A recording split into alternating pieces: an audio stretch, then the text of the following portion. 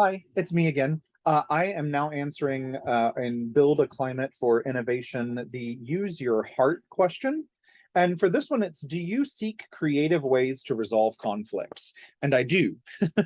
The way that I resolve conflicts is I take the folks that are in conflict, whether it be one-on-one or a group of people, and I make them talk about one another's strengths.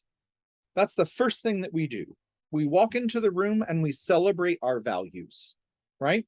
We look at our values as individuals. I ask them to share their top 3 values. We go through a process earlier on when I lead and train someone to say, what are your 8 top values? Now, what are your 3, right?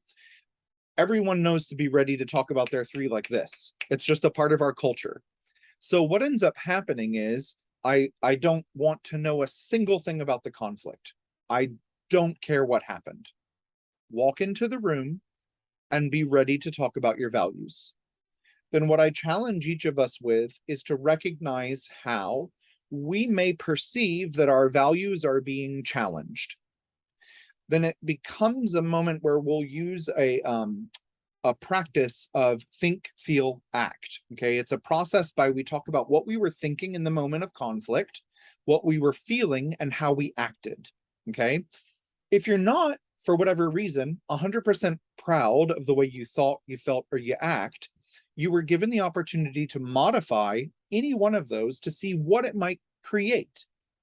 An example of that might be, I was thinking, oh, here we go again, they're never going to listen to me. I was feeling overwhelmed, bitter, potentially unheard, right?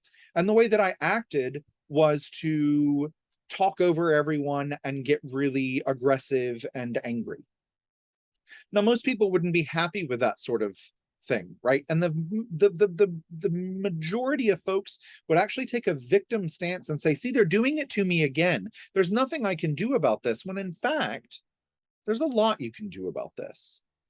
Instead of saying, they're not going to listen to me again, here we go, perhaps ask yourself, what space have I given them to be able to express their opinion in this, right? Perhaps I can feel curious. I'm curious to understand, why is it that this path of discussion is difficult for us, right?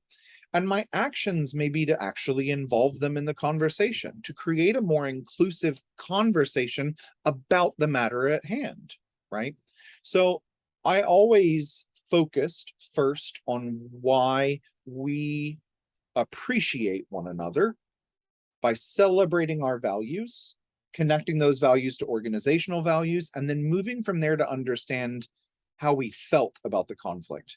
Because in my mind, the feelings are the most important part of this. And it's interesting because it asks, do you build high trust relationships? Is there mutual trust and respect?